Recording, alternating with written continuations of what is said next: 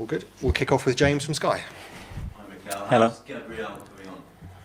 Well, we have a few, obviously, it's match day -2, so we have to modify a few players. We have another training session tomorrow, so we will see how everybody's for Sunday. How would you rate his chances? Sorry? How would you rate his chances? See, we don't see tomorrow's training session, very difficult to say something. Mikel Fiore? The same. Same. Is his slightly longer term, would you say? Depends how they evolve in the next few days. Okay.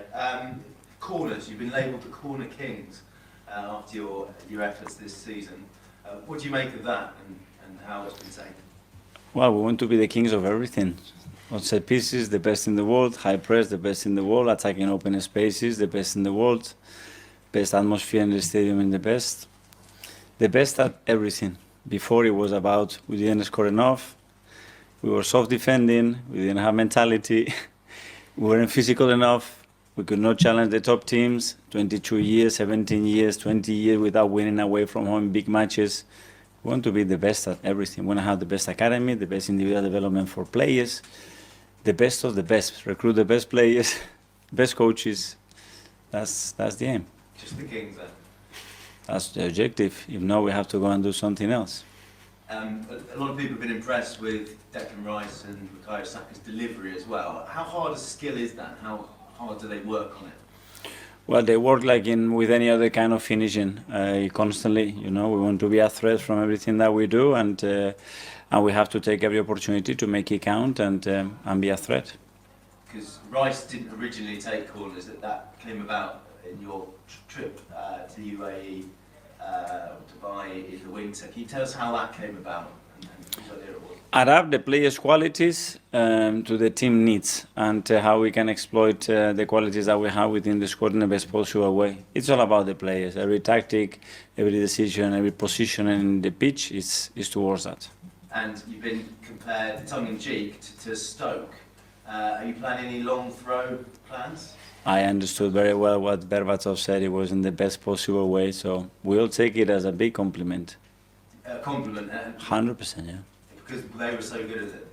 Sorry? Because Stoke were so good at those set pieces? I think so, no? Yeah. Yeah.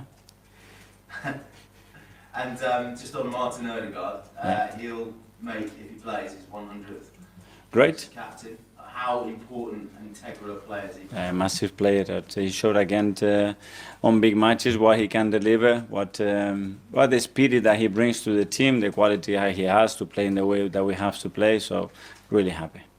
Thank you. Thank you. Seb from the Premier League. Hi, Mikel. Were you watching the Fulham game last night? Yeah, sure.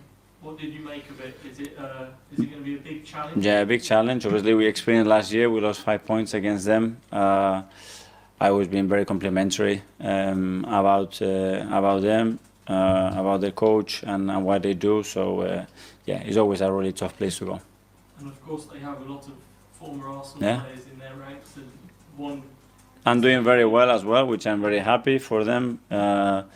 So Rhys is still one of our own, but the rest as well, and it will be great to see them. Have you been keeping in touch with Smith Rowe and what he's been doing? Once they leave, you have to leave them to do their own thing. Obviously, once in a while we speak to them, but yeah, very grateful for what they did for us, and wish them the best for now. And just to finish, last season when you lost against Fulham at Craven Cottage, you were in a difficult spell. Yeah. You were probably quite tired, and then you went to Dubai. Do you feel like you've done things differently this season to avoid repeating that spell? Well, it's a little bit different, the period that we are in and where we're coming from, but you know, it's the demands of this league. You know, every game is so difficult. At that time as well, we lost a few games, so it was even harder. So things to do much better than we did last year, that's for sure. Thanks, Seb. Alex on BBC. Hi, Mikel. Hi. Just on one of the players that scored from one of the set pieces in the game last week, Jurriën Timber. He's obviously come in, played a number of positions, slotted in for Ben White, who had such an important role in the team. Just what have you made of how he's progressed this season? Of course, he got his first goal as well. Yeah, really impressive. Obviously, he's coming from a long-term injury after his ACL. We knew the talent, the leadership, the skill that he has. So he's been in great form, and he gives us something very, very different to any other fullback that we have in the team, and his impact has been tremendous, I think.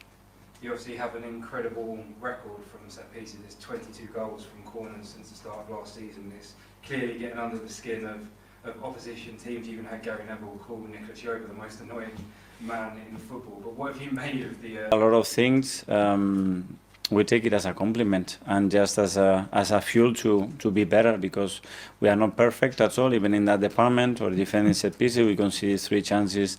The 3 of them were coming from that kind of situation. So there is a lot to improve, and the margins are always there for us to explore and try to get better. Simon? Okay, can I just ask, in football in the past, we've had sort of instances where the perception around things has changed. You think of Wenger with nutrition, Pep playing out from the back. Do you think what we're experiencing now with set pieces, we're sort of seeing a change in how people view them? In 5-10 years, people might talk very differently about set pieces. No, I think it's something that changed 10, 11 years ago, I would say. Not only what is related to set pieces, but other restarts of play. I remember a lot of big teams that have won a lot of games, a lot of important games, a lot of last-minute games in these kind of scenarios. You look at the Champions League, all the data is there. It hasn't changed that much. The importance of that, because of the margins are smaller and smaller, because the competition is harder. Probably people put more attention into that, but yeah, you have to dominate everything.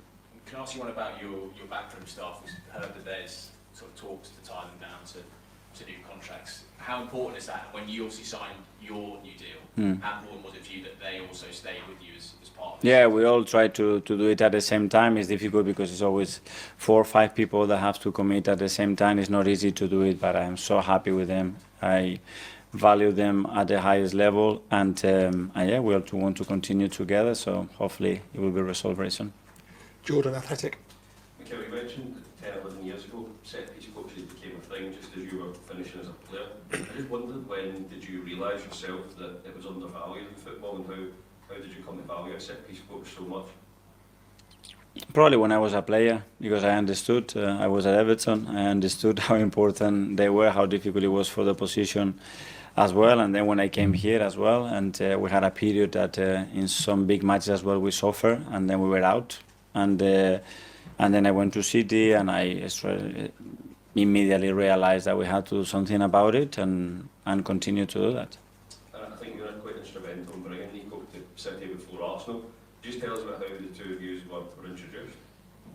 No, I started to do a lot of digging, but in relation to that, in relation to individual development, I think it's an area as well that it was not explored enough, in my opinion. Another evolutions that, in my opinion, the game was going to have, and try to be always ahead when we can to try to maximize those opportunities.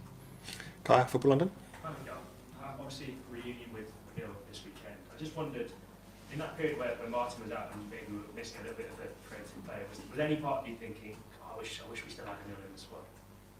Yeah, it was a very tough decision, obviously, to let Emil go, especially because personally I feel really grateful what he did for the club and for me in a period of time that I think he was instrumental to change something around it. But at the end, players have to play. He had a lot of difficult moments as well, a lot of stress, and he needed a fresh start. It's normal, we understood that, and we allowed him to go.